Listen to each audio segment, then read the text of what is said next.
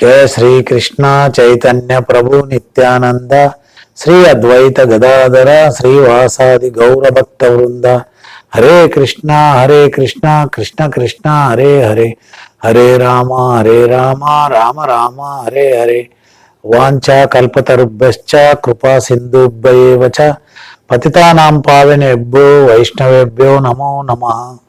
नामाचार्य हरिदास ठाकुर की जय, శ్రీల ప్రభుపాదకి జై, గురు మహారాజ్ జయపతాక స్వామికి జై. ఈ ఛానల్ చూస్తున్నటువంటి భక్త బృందానికి పాదాభివందనం.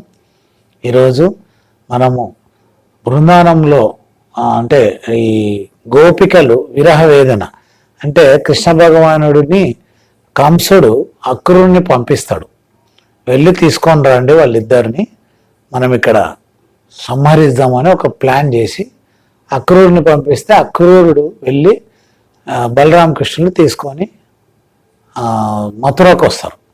ఈ తీసుకొని వచ్చేటప్పుడు మొత్తం గోపికలు ఎంతో ఆ రథానికి అడ్డం పడతారు, మమ్మల్ని చంపి కానీ తీసుకెళ్ళండి అని. అయినా వాళ్ళు లేదు మీరు వదలండి అని చెప్పి కృష్ణుడు వాళ్ళకి సంధాయించి నేను మళ్ళీ వస్తాను, కొన్ని పనులు ఉన్నాయి అక్కడ చేసి మళ్ళీ తిరిగి వస్తాను అని చెప్పి, ఎందుకంటే కంసుని సంహరించాలి అక్కడ. అంతకుముందే కంసుడు చెప్పింటాడు, కంసుని దగ్గరికి వెళ్ళి నారదుడు చెప్పింటాడు, అక్కడ ఉన్నారు బలరామకృష్ణులు, నువ్వు నిన్ను సంహరించడానికి ఇంకా టైం అయింది అని చెప్పి. సరే నన్ను సంహరించలేకపోయినా వాళ్ళనే నేను సంహరిస్తా అనే ఉద్దేశం పైన అక్రూరుని పంపిస్తే, సో ఆ పరిక్రమలో వీళ్ళు చాలా అంటే ఇంకా విరహ వేదనతో ఉంటాడు. వస్తానని చెప్పాడు కదా, రాలేదు. సో ఆయన కృష్ణునికి అయినా గుర్తుండి అదే వాళ్ళు చాలా ఏడుస్తూ ఉంటారు, ఒకసారి ఉద్ధవుని పంపిద్దాము అని చెప్పి ఉద్ధవుని పంపిస్తాడు. అంటే ఉద్ధవుడు సేమ్ ఆల్మోస్ట్ ఆల్ ముఖమంతా కృష్ణుని లాగానే ఉంటాడు, ఆయన చక్కగా అందంగా, ఇంకా అంత రిలేటివ్ కూడా కాబట్టి బంధువు కూడా ఉద్ధవుడు.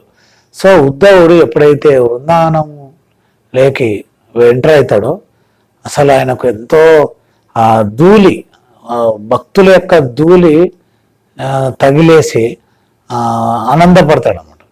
సరే అక్కడ ఎందుకంటే గోపికలకు కొంచెం అంటే పొగరుగా మాట్లాడే తత్వం, ఆయన ఇది ఇక్కడికి వచ్చి ఆ వాటర్ తాగుతుంటే ఒక బావి దగ్గర ఆ చిన్న పిల్లల్ని అడుగుతాడు, ఇది వృందావనమేనండి, వృందావనకే వచ్చి మళ్ళీ వృందావనం అడుగుతావా అని.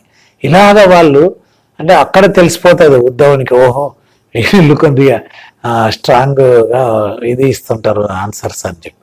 సో అలాగా వెళ్తాడు. వెళ్ళంగానే అప్పుడు ఆ రథాన్ని చూసి కృష్ణుడు వచ్చినాడో అనుకొని ఊర్లో ఉన్న వాళ్ళంతా గోపికలు వచ్చి చూస్తారు, కానీ కృష్ణుడు కాదు అనే విషయం వాళ్ళు తెలుసుకొని చాలా నిరుత్సాహపడతారు. ఆ నిరుత్సాహపడినప్పుడు ఎవరు మీరు అని అడిగితే అప్పుడు చెప్తాడు, నేను కృష్ణ భగవానుడి యొక్క దూతగా వచ్చాను ఇక్కడికి, కృష్ణుడు నన్ను పంపించాడు అంటే. అప్పుడు వాళ్ళ విరహ వేదన ఉంటుంది. అంటే మేము గుర్తున్నామా అని చెప్పి గోపికలందరూ కృష్ణునికి మేము ఎక్కడ గుర్తుంటాంలే, ఆయన ఇప్పుడు మథురలో ఉన్నారు కదా, అంటే మాకంటే అందంగా ఉన్నటువంటి స్త్రీలు ఉంటారు అక్కడ, అంటే just like city and village people ఎలా మాట్లాడుకుంటారో అంటే అలాగ థింకింగ్ చేసి, అంటే విలేజర్స్ ఏమో అందంగా ఉంటారు కదా సిటీలలో అనే భావనతో మథురలో అంత అందంగా ఉండే స్త్రీలతో తిరుగుతుంటారు. అందువల్ల ఆయన మర్చిపోయింటాడు మా గురించి. సో అందువల్ల వాళ్ళు ఏం చేస్తారు, రాధే అమ్మ ఒక ఇప్పుడు మకరందాన్ని తీసుకుంటుంది కదా ఒక తేనెటీగ, దానిపైన పెట్టి నువ్వు ఎందుకు వెళ్ళు అంటే అక్కడ ఇండైరెక్ట్గా వచ్చేసి ఆ తేనెటీగ పైన చెప్తా ఉంటుంది, నువ్వు వెళ్ళి చెప్పు మీ కృష్ణునికి ఇంకా ఏది అయిపోయింది కదా, మాతో పని, మాతో తిరిగాడు చేశాడు అన్నీ వెళ్ళాడు, ఇంకా మాతో ఏం అవసరం ఉంటుంది వాళ్ళకు అని కృష్ణ భగవాని మీద అంటే ఒక ప్రేమ భక్తితో వాళ్ళ విరహ వేదన ప్రదర్శిస్తారు అక్కడ. అప్పుడు ఉద్ధవుడు చూసి వింటా ఉంటే అదా ఇక్కడ కూర్చున్నాం మేము, ఇక్కడ ఆడుకున్నాం, ఇక్కడ యమునా రివర్ దగ్గర మేము అందరం కూర్చొని భోంచేశామని చెప్తా ఉంటే అది చూసి అది వాళ్ళు చెప్పే మాటలు వింటా ఉండి ఉద్ధవుడు ఎంతో ఆనందపడి అసలు భక్తి అంటే ఇలా ఉండాలి, అమితమైన ప్రేమ కృష్ణుని పైన వాళ్ళకు ఉండడం వల్లనే ఆ కృష్ణ భగవానుడు ఉద్ధవుడు నన్ను ఇక్కడ పంపించాడు అనే భావనతో ఉంటాడు.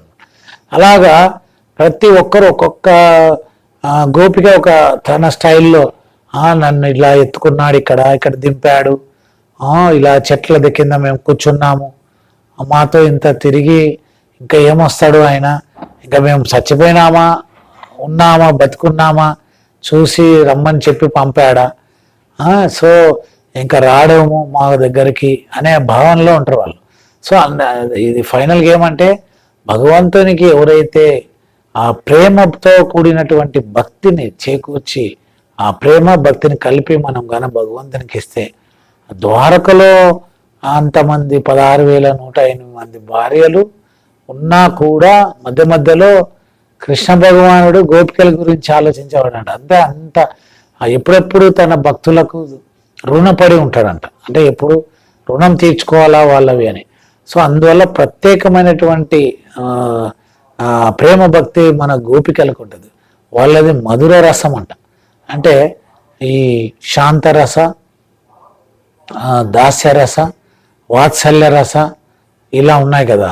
సఖ్యరస, సఖ్యమేమో అర్జునుడు వస్తాడు, ఈ మధుర రసంలో అయితే గన గోపికలు వస్తారు, వాత్సల్య రసంలో అయితే యశోదమ్మ వస్తుంది. ఇలాగా అంటే ఇలాగా వాళ్ళు మధుర రసం అంటే అత్యున్నత స్థానము ఈ వ్రజవాసులైనటువంటి గోపికలకు, రాధమ్మకు కృష్ణ భగవానుడు ఒక స్థానము హృదయంలో పెట్టుకున్నాడు.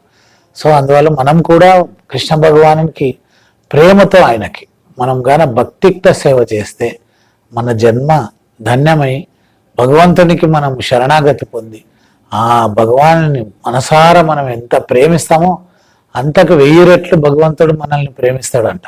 సో మనకి ఎలాంటి ఆపదలు రాకుండా కూడా ఆయన మనకేం కావాలో తెచ్చి పెడతాడంట, ఉన్నది రక్షిస్తాడంట, లేనిది తెచ్చిపెట్టి ఉన్నది రక్షించి పెడతాడంట.